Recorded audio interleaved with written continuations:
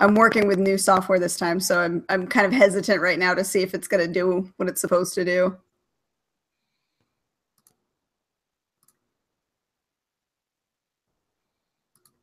Okay, we are live. All right. Welcome to another episode of Spilling Ink, the talk show that takes you behind the book to meet the authors and professionals in the publishing industry.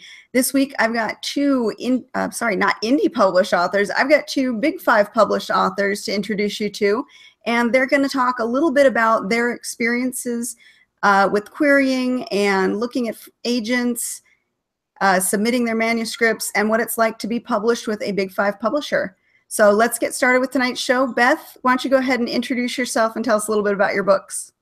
Hi, I'm Beth Cato. I'm published with Harper Voyager, which is part of HarperCollins, which is, as she said, one of the Big Five publishers.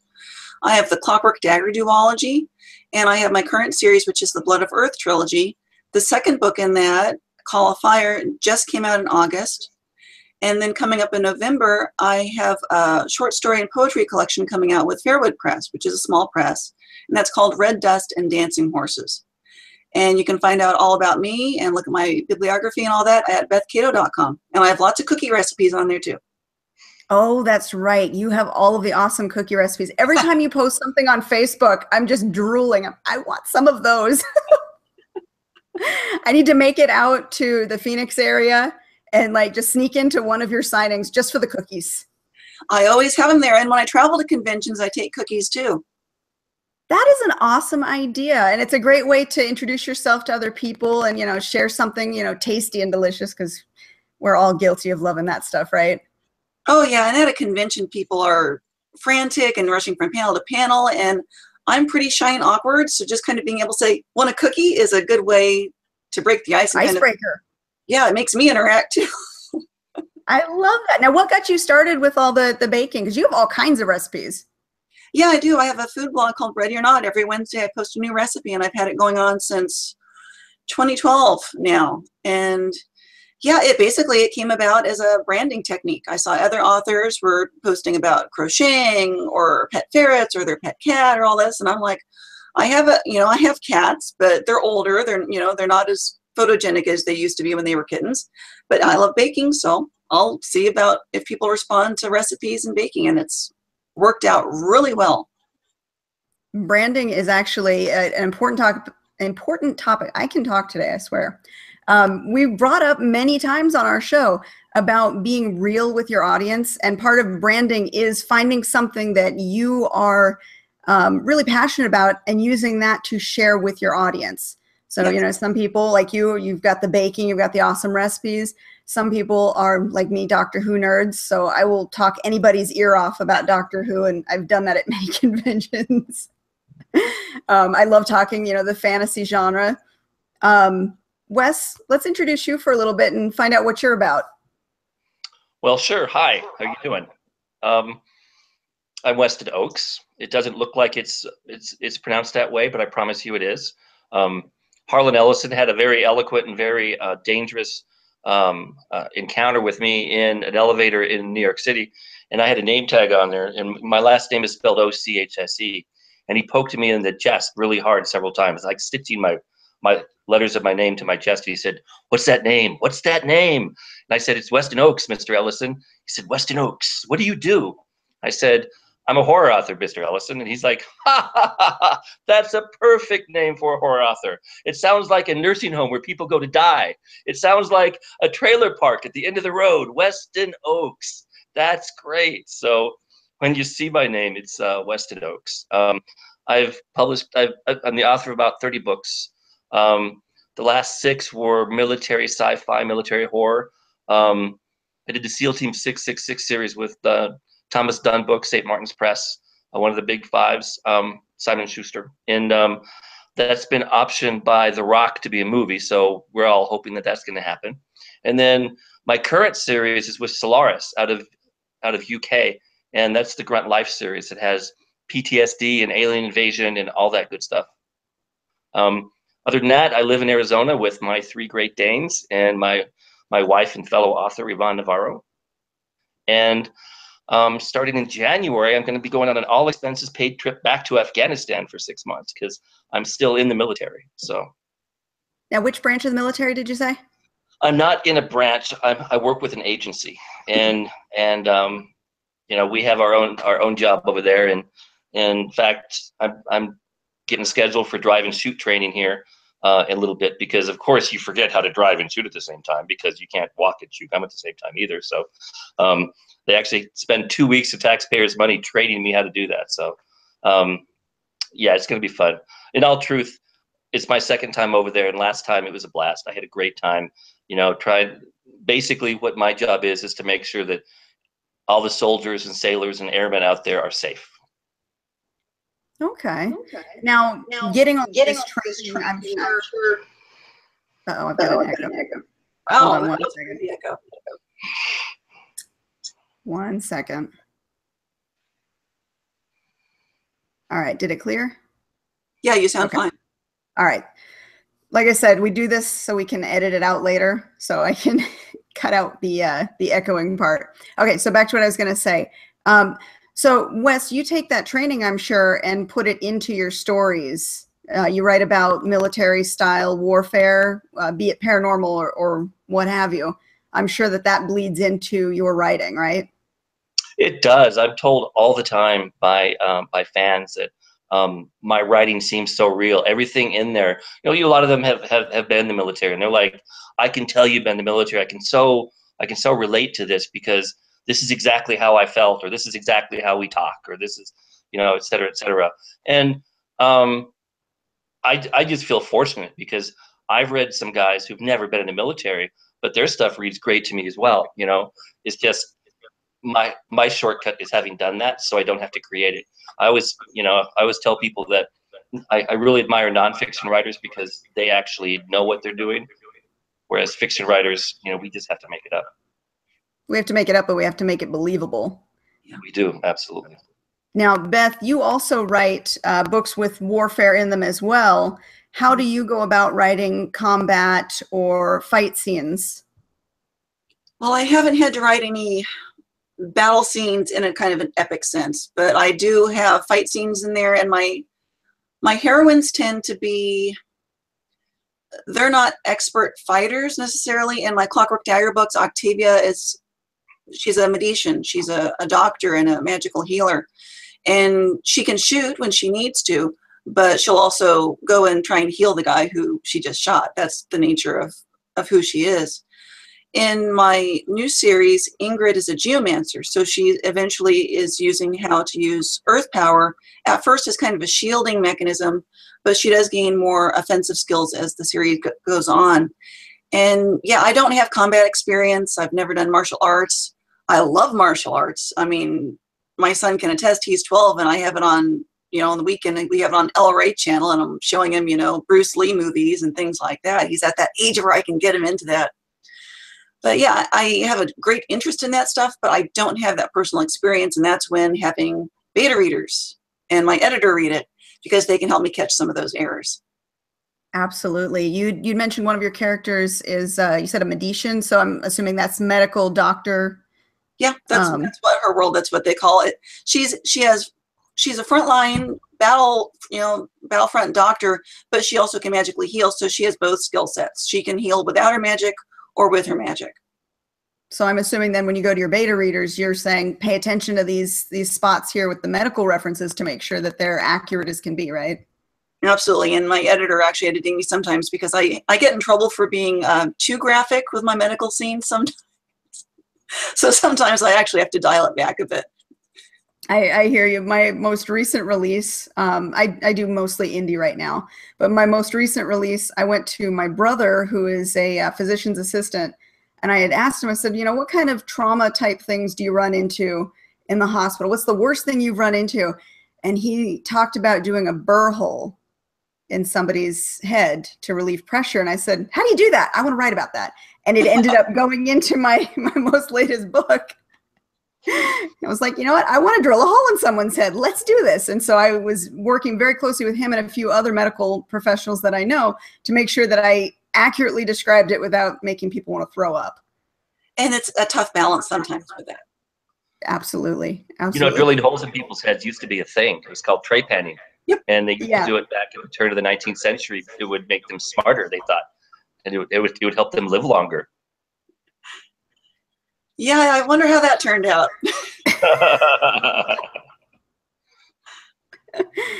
Oh my goodness. Well, it's a pretty disgusting process too. Mm-hmm. But let's switch over now. We talked about the stories that you guys have written. Let's talk about how you got them published. Now, both of you have worked with Big Five publishers and smaller presses. What was the start for you? Did you initially say, I'm going to query, I'm going to do traditional publishing? Did you kind of just test the waters? How did you start in this process? Who wants to start? Go ahead, please. Oh, well, okay. Well, I started out, I always wanted to be a novelist. That from the time I was 4 years old, I wanted to be an author when I grew up. So when my son was a baby and I was home alone and my husband was still in the Navy then, he was deployed, and I was like, okay, I'm miserable. I need to go back and revive my childhood dreams and start writing again. So I started slow with that, and I started working on some novels, and I did NaNoWriMo, which was huge as far as getting me to start writing again. And then I started to actually get feedback on it, but it took me a couple years to actually get the courage for that. And I found out my books sucked. It just, you know, good ideas, but it was not cohesive. It didn't work. It wasn't marketable. It didn't fit into any genre. So I started to go back and like, okay, I need to kind of start with the basics and learn how to write sellable material. So I picked up a number of Writer's Digest books, looked at advice online, started following author blogs. This was about 2007, 2008, and learned. And I realized, okay, I'm going to start working on short stories to prove that I can get published in some form, and maybe I'll even get a couple bucks here and there. So I started doing short stories, working on, you know, For the Love publications first, then, you know, semi-pro. And still working on novels the whole time, and kept working and getting more publications. Finally had a pro short story sale, kept working up from there, rewrote a novel I really believed in 2 times from scratch to make it work. And that novel led me to my agent. Wow, 2 times that's a very long process to get to. Admirable. I've never heard of somebody write a novel twice from scratch. That's good. That's good. It was desperation is what it was. See, I would say dedication, not desperation, but I mean, that's a really long process to get where you were, and you found a lot of success with that too. So that's excellent. Well, eventually, yeah, the book that I connected with my agent with was an urban fantasy, and it didn't sell. Oh. So I had another big blow with that, and at that point I started working on Clockwork Dagger, and that was my litmus test. It was, you know, if I am a novelist, I'm going to make this novel work and I'm going to make it sell. And by golly, we ended up having 3 offers for it. Wow. That's awesome. See, now that's something that we don't normally get to see. When we talk with a lot of the authors that we've talked with in the past on Spilling Ink, most of them have been indie or small press. And indie, obviously, you can go at your own pace. You do the job to get the book out however you're going to do it. And one of the things we stress is quality, quality, quality. You know, take your time to do it. But with the traditional side of it, there is a lot of time that it's devoted to just trying to get somebody to look at your manuscript and trying to sell it. And that's something I think that our listeners and our viewers really need to understand is you've got to be in it for the long haul if you really want to make this work. Yeah, and it can be soul-wrenching. I mean, the querying process, I thought, I mean, that was excruciating. Just the anxiety every day, staring at your email, hoping for anything, you know, a sign that, you know, I'm here, I exist. Please acknowledge that I sent you this query and maybe request some pages, you know, partial, if, you know, please. Just, it's horrible. I'm right there right now, actually. I've got a novel that I had written intending to try and find an agent and sell traditional. And I've been doing indie for the last, geez, almost 10 years. And now I want to try the other side of it. And I'm already at the nail biting, haven't even, you know, gotten a lot out yet. And I'm already nail biting and waiting to see if I'm going to hear anything back. And it's gut wrenching. And I just know the first few rejections that come through are going to be, you know, stabs to the heart. It is. When you work on a novel, I mean, they always say it's not personal, but when it's something that you've put that much effort and love into, it hurts. There's no getting around that. Yeah, because your self-worth in a way is almost tied to your art. Absolutely. And You know, it it does make you shouldn't be, vulnerable. but for an artist, it very much is. So Wes, we've kind of ignored you for a minute. Let's hear some of your story on how your path to publication started. Sure. So I turned 30 and I did what I thought everybody did, and it turns out I'm the only one who did it. Is I looked behind and thought about all those things that I'd done and I want to stop, and I tried to stop them. And then I looked forward and looked at all those things I wanted to do and hadn't yet done. And one is I wanted to be an author. I was published one time when I was 7 years old in the school newspaper. It was a pretty graphic story called "What Became of Charlie." It was a morality tale to do what your mother says, because she said don't take a shortcut to school, eaten by a bear. And I think the problem was the page is describing exactly how the bear ate Charlie, to the point that the PTA actually called for the copies of the paper to be returned to the school. So I was basically banned on my first publication, but I kind of knew I had something. So I turned 30 and I decided to write. So like Beth, I wanted to be a novelist. So I began writing this novel, and I got about 80, 90 pages into it. And I'm like, this is genius. This is just pure genius, right? And then for some reason, for 6 months went by and I didn't do anything. And I came back to it, and then I saw that it really sucked. It was bad. It was terrible.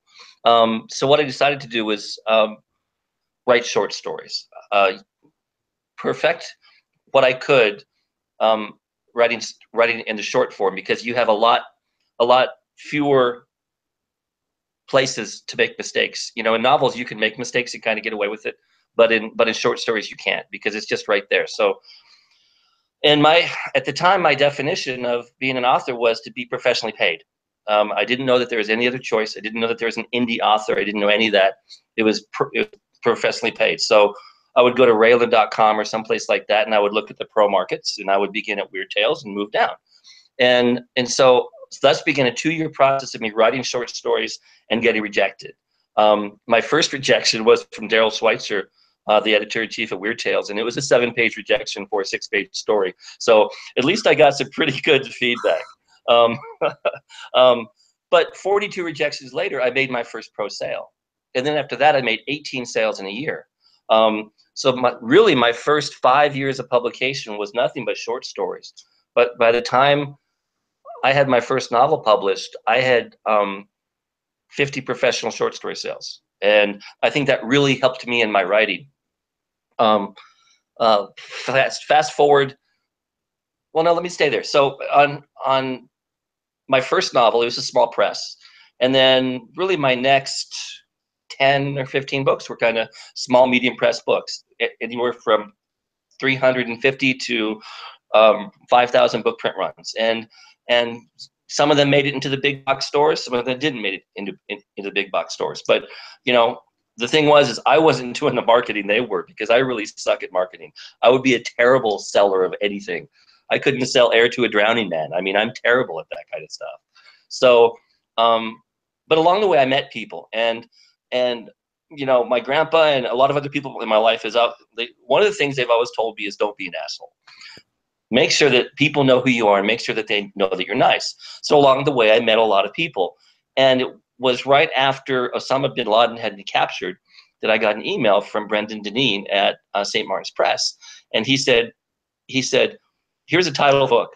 Give me an idea and you can write it. And so I didn't even have to pitch them. I just wrote up an idea, and next thing you know, I had a 3-book deal with St. Martin's Press, and that just worked great. But see, I had met Brendan 3 or 4 other times along the way, and I had helped him out, and we had interacted, and also because of my sales with Abaddon Books, which is a worldwide seller, he knew that I was known and I had a lot of quality with my writing. So I guess my professional behavior was my own agent at that point, even though I had an agent. I'm currently on my 4th agent, by the way. And then based upon the success of those 3 books, the editor-in-chief of Solaris emailed my agent and said, we want something from Weston. So I've been very fortunate in my last 7 books now, because I haven't had to pitch anything. It's been I guess my, just the way I've done business, and they like that, and they appreciate it, and they see that I'm a professional. So I feel really fortunate for that. Now, do I have an on-spec novel out with my agent? Oh, hell yeah.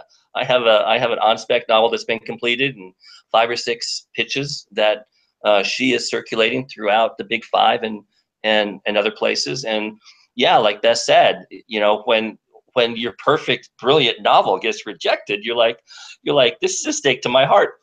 And then of course you go, well, they just must not know what they're talking about, because they clearly don't understand the market like I do, you know. So, but although I've been fortunate, my last 6 books, I'm still at that point where I still have an agent who's still trying to sell my stuff, because the problem with the Big 5 and some of the other ones is that the agents are the gatekeepers. They don't allow unagented submissions, and it sucks, but you know, they don't have enough time, and I think they feel that it's the agent who is their filtering mechanism, because if an agent decides that your work is good enough to be represented, then they'll at least give it a try. Yeah.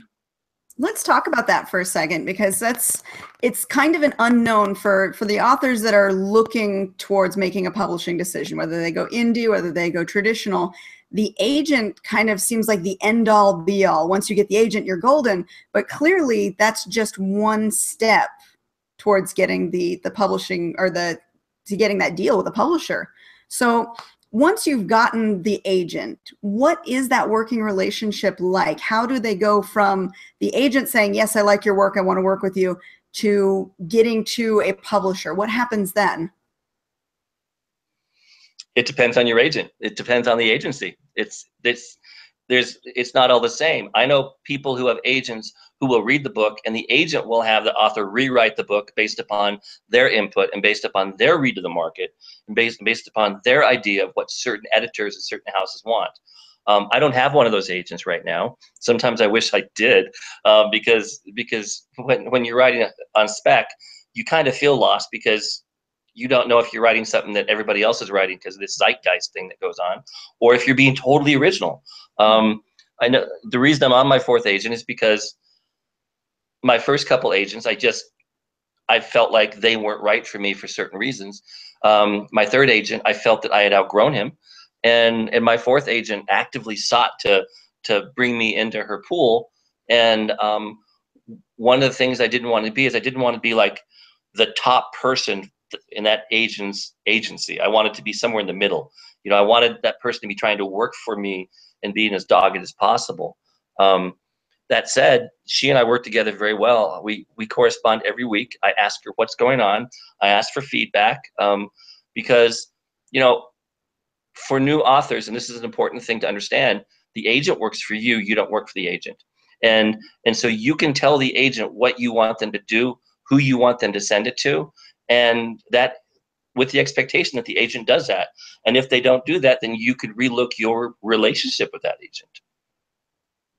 Beth? Yeah, I completely agree. I've only had the one agent I'm with, Rebecca Strauss at DeFiore and Company, and I love her. And communication styles vary with different agents, just like with any individual. And I have an agent who is very communicative. We do almost all through email and on a fairly regular basis. And, you know, there will be, when there's activity, when something goes wrong or something good is happening, there'll be a flurry of emails there. And we typically talk on the phone a couple times a year. You know, usually when it's a transition time or when there's news, things like that. And yeah, agents are very powerful. When you are querying, the agent does look like the end all. You think that, oh, when I have an agent, you know, it's it, you know, this is it. Like Katie said, you know, I'm golden here. And the reality is it's not that easy. I mean, it's a good agent isn't with you just for the book you sign with. They're with you for the career. And most agents, a good agent's going to tell you that straight up. They are with you through thick and thin. They will fight for you and they will have your back. I call my agent my superhero, because I think, you know, she doesn't need a cape, but she man, if she has to fight, I know she will have my back in any situation. But when you're just starting out, and I've heard many people say a bad agent is worse than having no agent at all, because a bad agent will really blow your chances with publishers, because you can't keep submitting to the same publishers. Once your book has been seen by this editor, they can't really look at it again. So it makes a big difference to know that you have a good feeling about the agent and connect with them. And yeah, but the good news is, like Wes shows, you can have many different agents, and it's not the end of the world. You just kind of move on. Yeah, it sounds like it's a good working relationship that can end when it's not working for either party, right? Yeah. Now, let me ask you this, because like I said before, I'm kind of in that spot where I'm starting to look at agents and sending queries out. The new agent versus the old agent. You've got the more established agents who clearly will have established connections within publishing houses, versus the newer agents who maybe are hungrier for new material.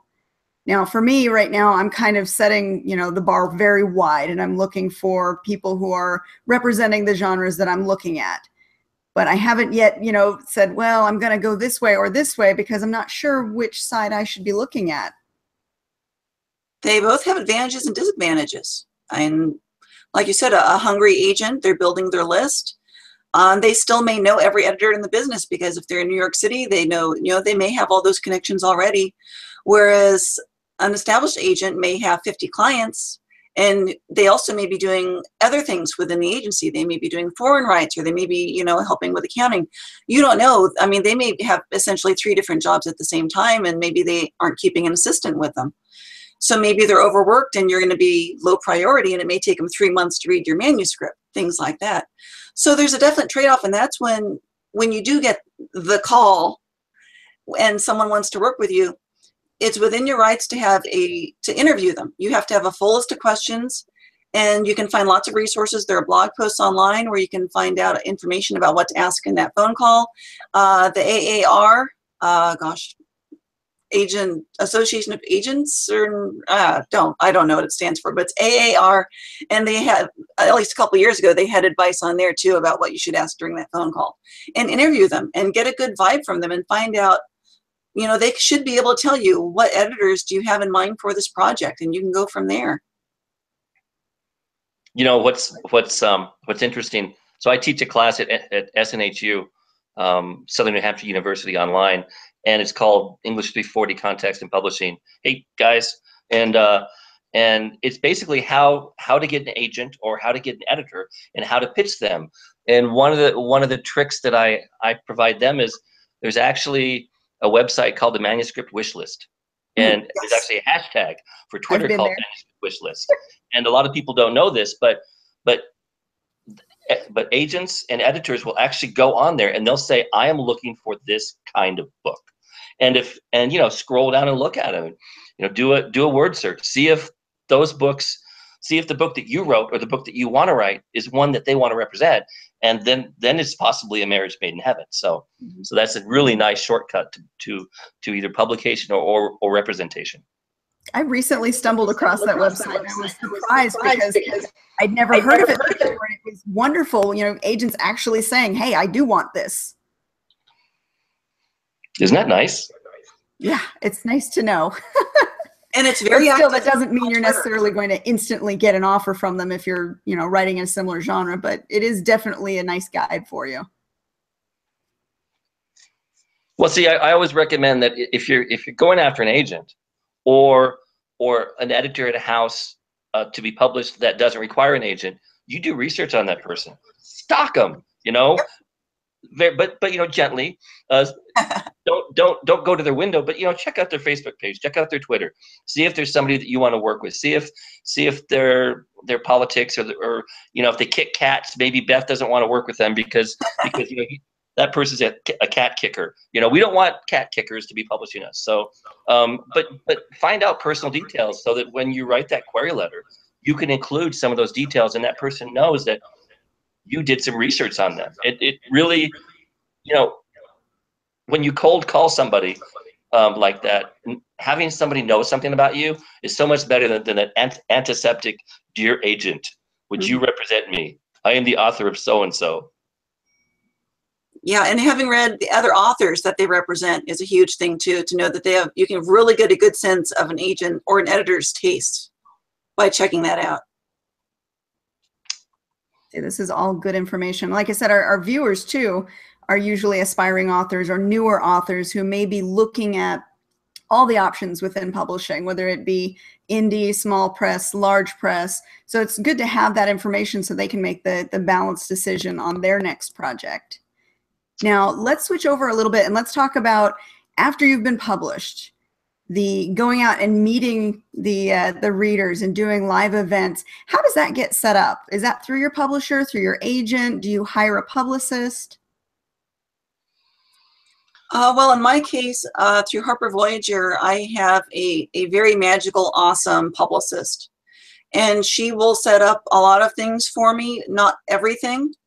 But with working with some conventions, she will be the one who is doing the initial setup and meeting. And also, like if I'm doing like a book signing event, a lot of times she will be the one who organizes that. But other times it's entirely on me. I will get the direct invitation to take part in a convention and I will handle everything. So it really all depends on the situation. It goes both ways. Yeah, when I was at St. Martin's Press, I had a publicist assigned to me, and he did some good stuff. Got me into some bookstores that was really hard for me to get into on my own, which is interesting because the democratization of publication through indie publishing and print on demand versus mass market printing has made some bookstore people leery. Some of them don't want to work with small press or indie press because they feel the quality sometimes isn't as good, and they don't want to be left with books, and they just don't want to negotiate that with the bookseller. So it's like if you don't have a publicist, even an author like me who's a mid-list guy who a lot of people might know, if I call them up, they're like, let me talk to your publicist and whatever. So having a publicist was really good. Probably the best thing he did is he got me into Soldier of Fortune magazine, and I got to write an article in Soldier of Fortune magazine, which is a geeky thing that I've been reading. Like it's kind of like a cross between a comic book and like a real magazine, because half the stuff in it's not so real. But any magazine that advertises for mercenaries in the back part, is pretty badass. So I was glad to have written in that. But like Beth said, I mean, it's your reputation. People see you at conferences and they see how you interact, and they're like, "Hey, will you come to our conference? Will you come to our convention?" And Beth, like me, we're lucky because Arizona has quite a few conventions, and we have quite a few professional authors, and we kind of all end up at the same conventions because the same organizers invite us to them. I recently went to Bubonicon in Albuquerque. I'd never been there. I'd been invited a couple times. I had a great time, but nobody knew me. So there was an hour of meet author Weston Ochse at 9 o'clock on Friday night, and I was alone for like 15 or 20 minutes, and then I used college rules and I left. So they just didn't know me. But by the end of the convention, I was talking to the convention guy, and he's like, "Yeah, I've had people come up and say that they want you back." And I said, "Well, next time they'll probably come into my thing." He said, "Well, yeah, they will." So it's kind of a matter of just kind of developing a grassroots fandom, just hand to mouth, talking to people. Don't be an asshole. Be nice to them. Give them cookies, and they become your fans. And so I think one of the best things about Phoenix Comic Con, for instance, there's a couple 100,000 people. They're great, but they give me a table that I can stand behind, and I can talk to people, and I can shake their hands, and they can look at like SEAL Team 666 and laugh at it, and then I'll laugh with them, and we'll talk about the book, stuff like that. I think that's really one of the most awesome things. Yeah, Phoenix Comic Con, that's where I actually met both of you. And any convention that I've gone to has been a really fun experience, to meet the people, to meet the other authors that are around and make friends with them, as well as being able to talk to readers, being able to sit in on panels, being able to speak on panels.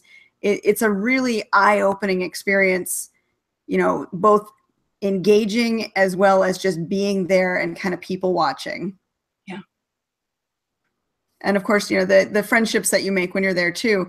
I'm from Vegas, and we kind of have a similar thing. A lot of the Vegas authors tend to run into each other over and over again at different events. We all kind of know each other. But reaching out to go to Phoenix was a whole new experience, new authors to meet, new people I hadn't talked to before, new connections.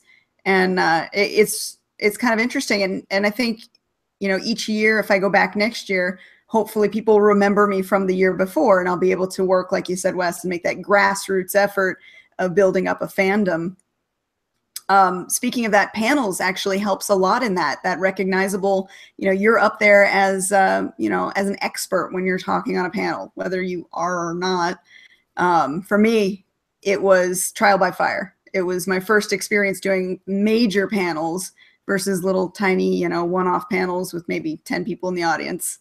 So it was very much trial by fire, but it was interesting after the fact to have people come down to the booth and say, yeah, I saw you on that panel. I loved what you had to say about this or that. And it became a talking point for me to make friends with new readers.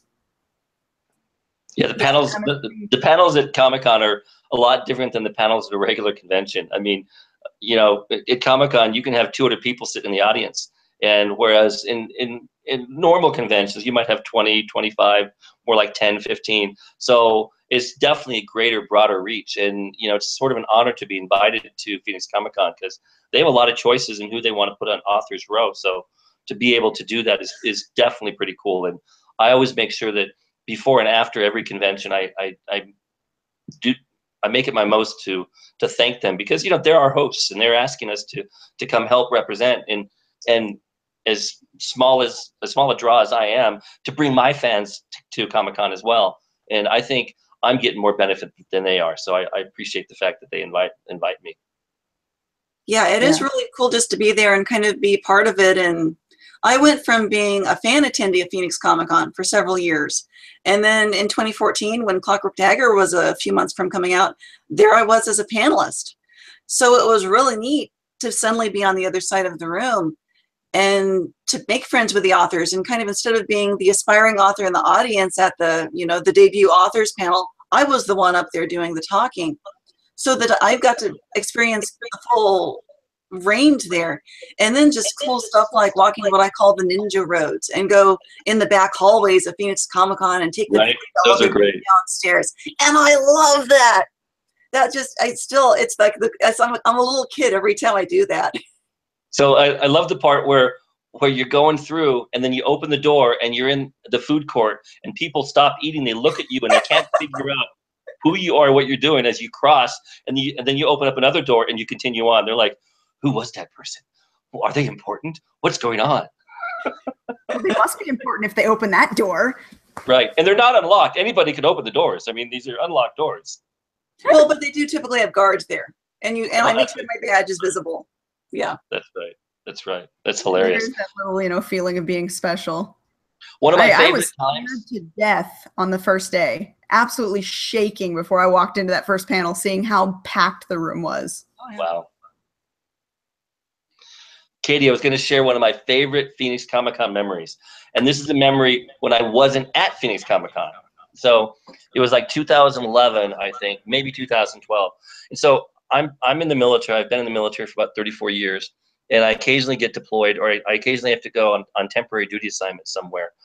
In this case, I was supposed to be at Comic-Con, and they had arranged it so that me and Elvira were gonna judge the zombie costume contest, and just sitting there with Elvira was gonna be very cool, I thought. And then the government sent me to Romania for something, and Yvonne has a history of doing this thing where she has Weston on a stick. So she has like a paint stirrer and then a cutout of me, and then she tapes me to it. And so I appear at the conventions that I'm supposed to be at, but I'm not. So it's her and Weston on a stick. So I'm kind of there as a totem, I suppose. So I couldn't make Phoenix Comic-Con. And the people who run the green room are my friends and they know me. So what they did is as all the friends who worked the convention and several of the major stars held up a picture of me on a stick and a picture of Yvonne on a stick, because Yvonne didn't go to Comic-Con because I didn't.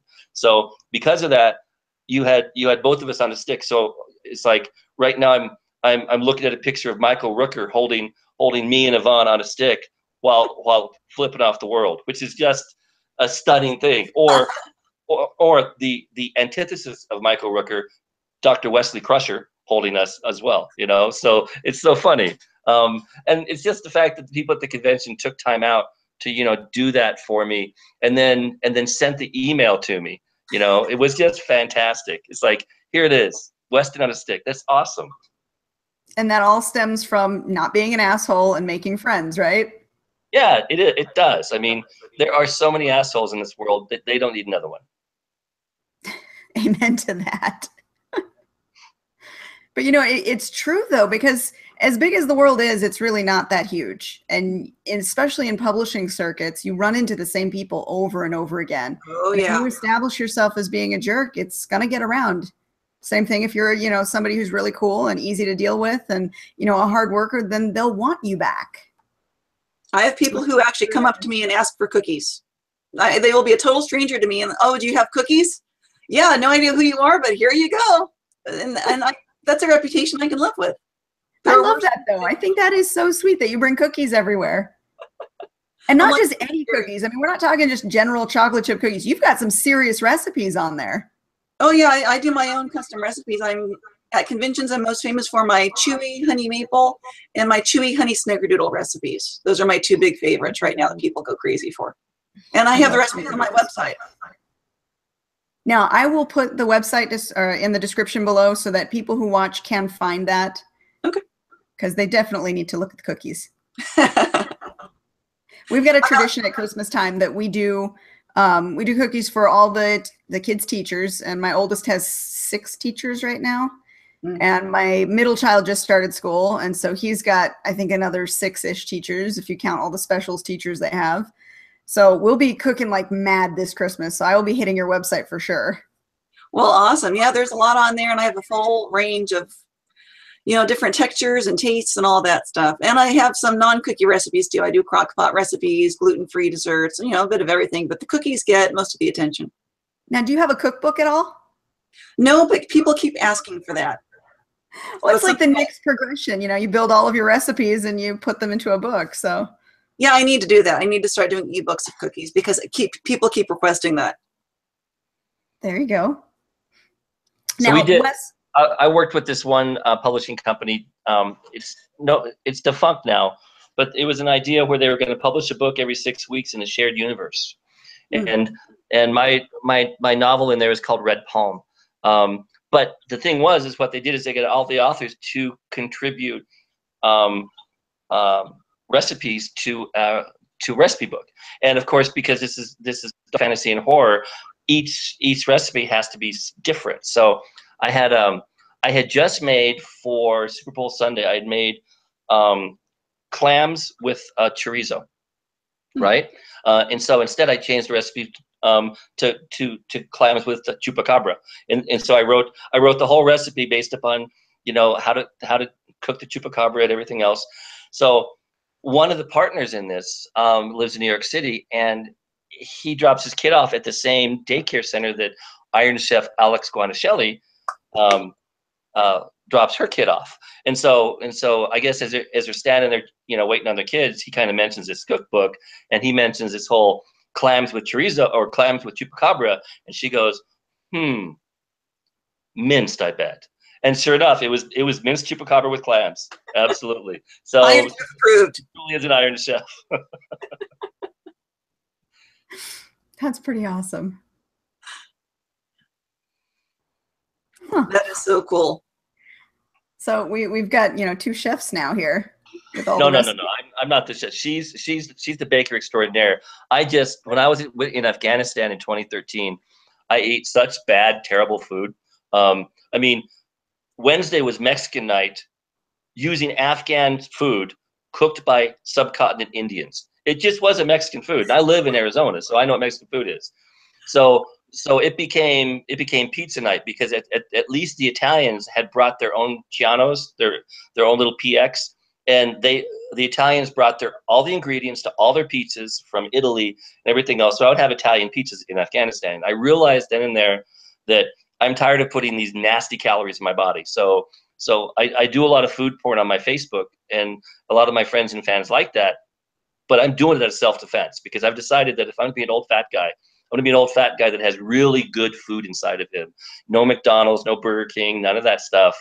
We don't do high fructose corn syrup at all in anything. You know, we try and eat as healthy as possible, but we eat good food.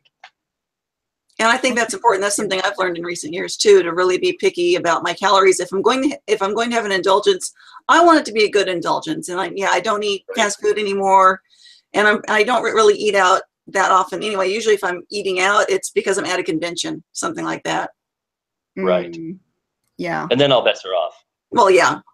Then Yeah, it's then also Cliff Bar stuck in my purse. I'm at the picky eater stage right now with my littles. My older one, she's starting to eat better, but my littles, man, peanut butter and sandwiches and mac and cheese, that's all they want to eat. And anything else is a fight. And I'm to the point where I just can't anymore. I can't fight with them. Yeah, that's a tough battle. My son is autistic, and he's actually in feeding therapy, and we're actually in the past year, he has started eating macaroni and cheese. And because he was only eating peanut butter sandwiches for his 2 main meals a day for his whole life. That was huge. Now he's eating macaroni and cheese and quesadillas, and that's just fantastic that we're finally to that point. So I understand that picky eater battle. In my son's case, he'll actually become sick just looking at food or touching food, and we're finally working past that point, and it's getting better. Is it a texture thing that bothers him? It was texture, sight. His brain, it would be a case where his brain did not recognize it as food, and trying to get him to work through that. That's got to be tough. Mine is just picky. My boy child went on a hunger strike when my littlest daughter was born and never recovered from it. He stopped eating anything, and peanut butter sandwiches was pretty much all I could get him to eat after that. Yeah. And he'll eat more stuff now, but he's more than happy to take peanut butter sandwich to school. So fight the battles I can fight, but his is just pickiness. Yeah. So, all right, we've talked about the journey to publishing. We've talked about reaching out to your audience through live events and through doing panels. What's next for you guys? Do you have anything in the works, anything that's recently published, anything that you're hoping to be sending out soon?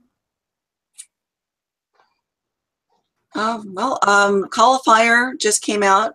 It's the second book in my trilogy. The third book is Roar of Sky, and that will be out sometime next fall from Harper Voyager. And then I have my short story and poetry collection, Red Dust and Dancing Horses, and that comes out in November, on November 7th. Pre-orders actually just started on Amazon and Barnes & Noble. And if people are attending World Fantasy Con in San Antonio, I'm actually going to be releasing the book early there, and people can buy it there from Fairwood Press and get it signed right there at the convention. That was the one you posted earlier today with the really cool mechanical horse on the cover? Yeah, the full cover debuted today. That is gorgeous. I saw that. I was like, that's just pure awesomeness right there. Yeah, I love it. I want to go see that. That sounds magical. It's really cool looking. Cover. It's by a Japanese artist, and he did the cover art for another Fairwood Press book by Tina Conley that has this really cool, like a cyborg head, front and back. And yeah, and it turned out he had a steampunk horse, and he was willing to tweak it for the cover, and it's gorgeous. I am so happy with that cover. Would you mind, can you send me a picture of it so I can put it up when we do the edit? We can flash it up on the screen, or is that not allowed? On my website, I have a press kit, and today I uploaded it. It's on there in 3 different sizes, and anyone, if they want to have an interview with me or anything, they can go to my press kit, and I have pictures of me and of all my covers, and they can access those. Awesome. Because we like to flash up the covers, to help promote the authors that we talk to, and that was just gorgeous. Well, thank you. Yeah, I'm still giddy, and I've known about it for 6 months, but it still makes me feel so happy. Oh, how do you keep that under your hat for so long? Oh, I'm not a good secret keeper. I wouldn't be able to do it. Well, if you're going the traditional publishing route, you have to learn how to keep secrets like that, and that's one of the most frustrating things is when you finally have that super good news, like getting an agent or getting a call from a publisher, you may have to keep that secret for 4 to 6 months before you can reveal what happened. It has to wait until the official publishing announcement comes out, Publishers Weekly. And it is the most frustrating thing. That's rough. The good thing, though, about being an author who's been working for so long is I'm constantly working on different projects. Yeah. So, you know, as I'm sending this current one out, I'll have something else to keep my mind occupied because I'll be working on the next new project. And, you know, I still intend to do indie publishing for certain book series, but I'm trying to lean towards traditional for things that I feel are more marketable towards the traditional side. I want to do that hybrid model. And that works. That's a good way to go. And it really means a lot to stay busy like that, because like I said earlier, if you're just there staring at your email, waiting for a response to your queries, it is very depressing and it can be very dangerous in that way. It really does help to stay busy. Yeah. Well, like we said, your self-worth is often tied to your art. So that waiting makes you feel like, oh, well, I wasn't important enough to respond to. And then if you get a rejection, oh, well, I suck. I'm terrible. I'm a horrible writer. You know, all those negative emotions come out. So yeah, definitely you have to keep busy. You have to always have something in the works. And that's something we stress a lot to the authors that we talk to, is you've always got to have something else to work on. You can't just rely on one project to be the end all be all for you. Yeah. You have to keep writing. How about you, Wes? What do you got coming up? Well, before I jump into that, let me tell you a story about how I didn't keep a secret once and I screwed everything up. Okay, because I think it's important. This is even before I published my first novel. I've been a screenwriter for a long time as well. Won a couple international screenwriting awards. Never had anything made into a movie, but you know, I've had some attention. So my very first screenplay, somehow my agent gets it into Amun-Ra Entertainment, which at the time was Wesley Snipes' company before he went to jail, back in the early Blade days when everything was hunky-dory and good. And I got a call the morning of, it was the BEA, when the Book Expo of America was in Los Angeles. And I got a call that morning and said, Weston, guess what? This guy, his executive assistant has it. And people don't even know this guy's name unless he contacts you, because he's like the secret gatekeeper for Wesley Snipes. So I'm like floating on cloud nine, and I go to the convention, and my publisher at the time, Medium Rare Books, they had paid like $15,000 for a center stage kiosk, which is very expensive at the Book Expo. For those who don't know, the Book Expo is like 400,000 or 500,000 people, and it's more a trade show where booksellers try and sell to distributors and stuff like that. And they bring the authors there so the authors can, you know, here's a real life author, you can touch them. And so I'm talking about my book, and then in slinks this guy in a sharkskin suit, and he's this Hollywood type, and he's like sniffing at me. What do you have? What do you have? Intentionally trying to make me feel really low. I said, well, I have this book, and I just read the book, and it's like, yeah, whatever. What else? And I said, well, I do have this other thing. And I told him about Fight Club. I told him this guy's name. And the minute I mentioned his name, his eyes lit up, and he looked at me like he was impressed with me. And suddenly I was somebody to him. He's like, really? Huh, interesting. And I felt like I won that confrontation. And then I went to bed that night, woke up the next morning to a phone call. And he said, for my agent, she said, Weston, what in the F did you do? Because this guy was a Hollywood agent who called up that guy, and he said, I'm just fact checking. Are you really looking at this? And the guy said, not anymore. So I could have had a movie made on my very first script by Wesley Snipes. And I totally jacked that up because of my freaking ego. And you have to realize, as an author, you gotta put the ego in check. You can't put stuff out until, like you said, until your agent says so, until your publisher says so, or until it's in print. I mean, I knew that The Rock was interested in SEAL Team 666 4 weeks before it was officially put out, and only then did it come out from Hollywood Reporter. So I mean, I couldn't say anything, but knowing that was great. You just can't say it, but keeping it a wraps, like Beth said, and like Katie said, so hard to do. I'm sorry, you asked me what I have coming out. Okay, sorry about that. So I have the SEAL Team. That's a really good story. So I have the SEAL Team 666 series. It's military supernatural about a special group of SEALs that kills monsters for America, go America. And then I have Fubar, which is a collection of short stories and essays. Most of the essays I wrote when I was in Afghanistan in 2013. And then it has basically all my short stories, genre short stories that deal with warfare in some way or another. And that's a collection called Fubar from Cohesion Press. I just love the title. And then I have the Grunt Life series. I wanted to write military sci-fi because there's a lot of great military sci-fi authors out there. And Joe Haldeman is, to me, one of my idols.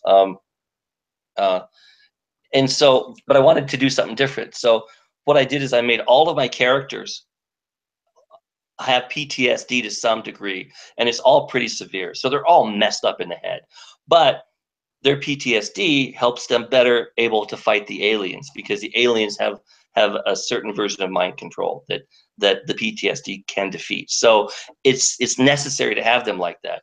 But just to talk about it for a second, once I wrote the first one, the publisher said, Weston, this is the bleakest book we're ever going to publish. We've never published a book like this before.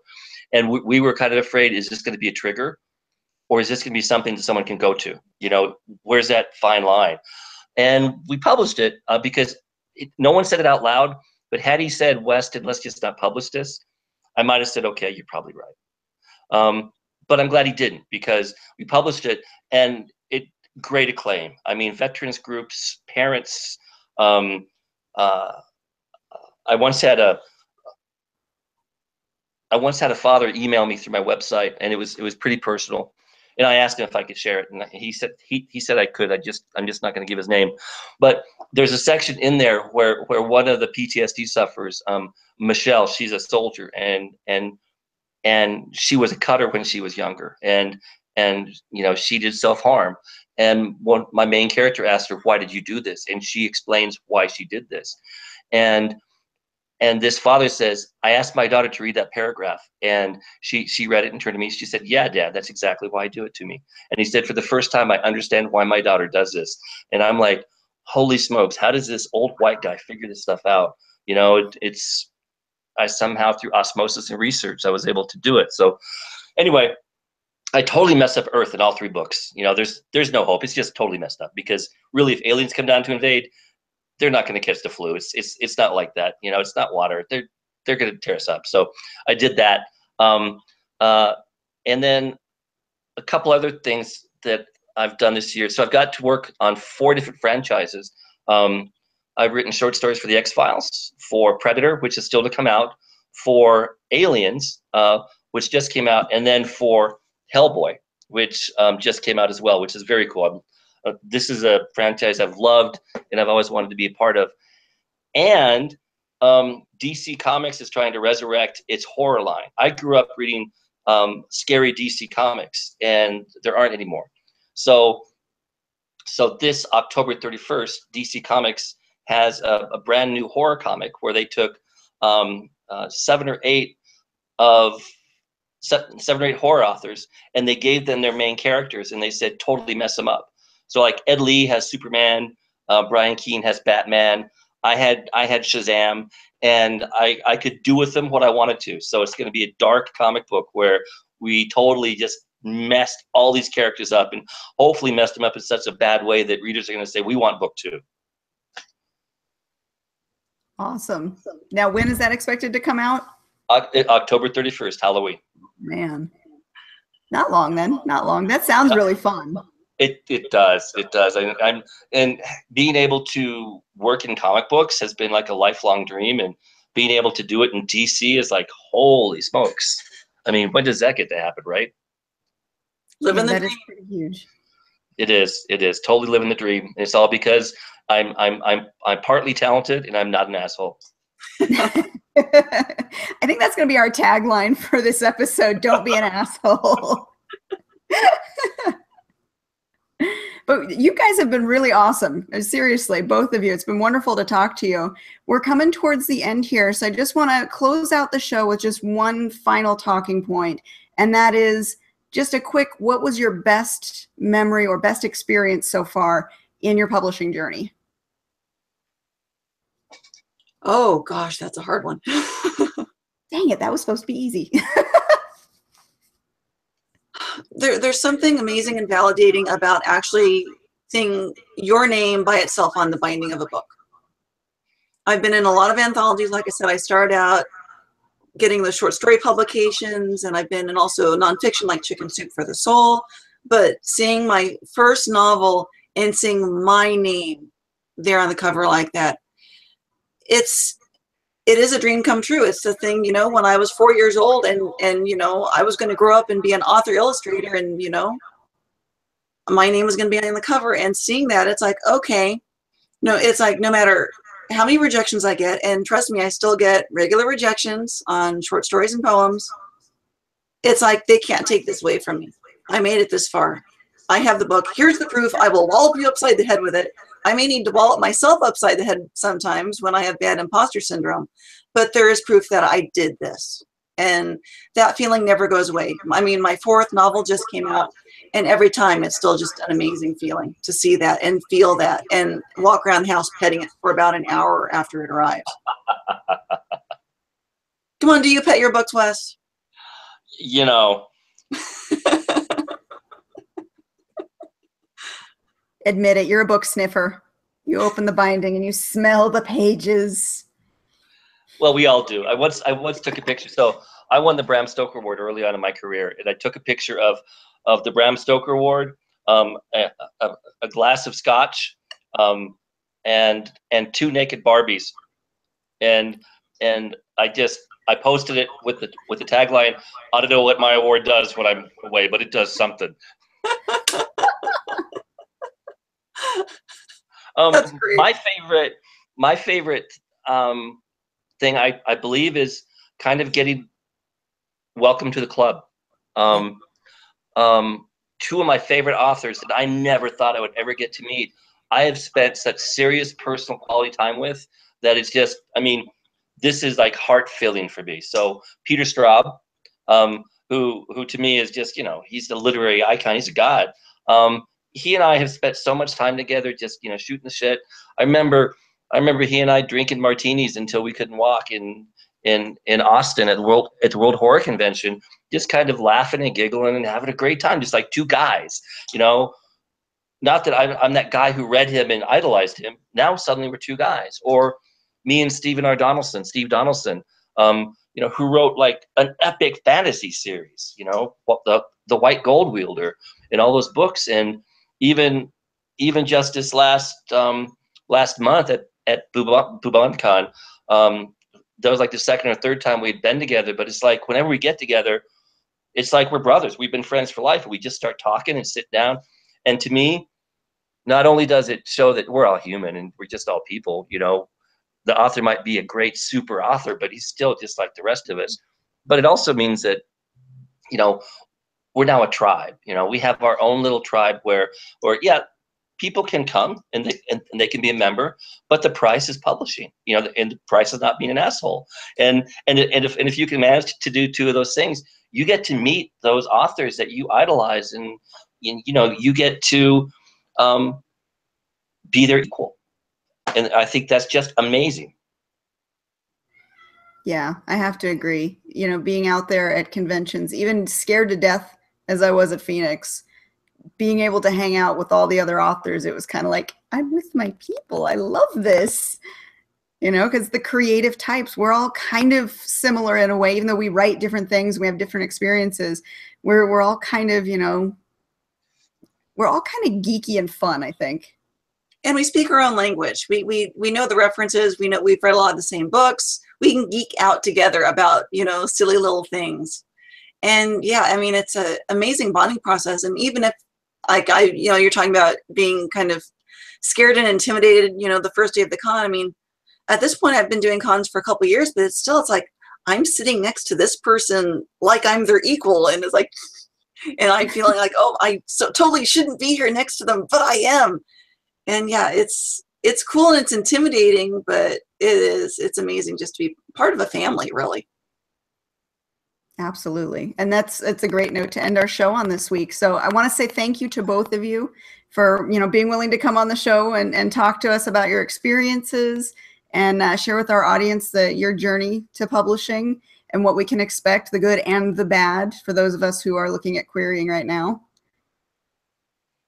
Yeah, thank you, Katie. Yeah, thank you for having me. I'm so happy to have been able to meet you guys at Phoenix, and I'm so glad that you guys were willing to come on the show. And for all of our viewers, I'm going to be putting all of their links at the bottom of this video so that you can find them online, stalk them on Facebook, make new friends, and find out about Beth's cookies. And until next week, we will see you guys. And next week, I will have 2 new authors, and I believe Jason should be back as my co-host. He always gets a laugh. Until then, guys, bye. Bye. All right, the recording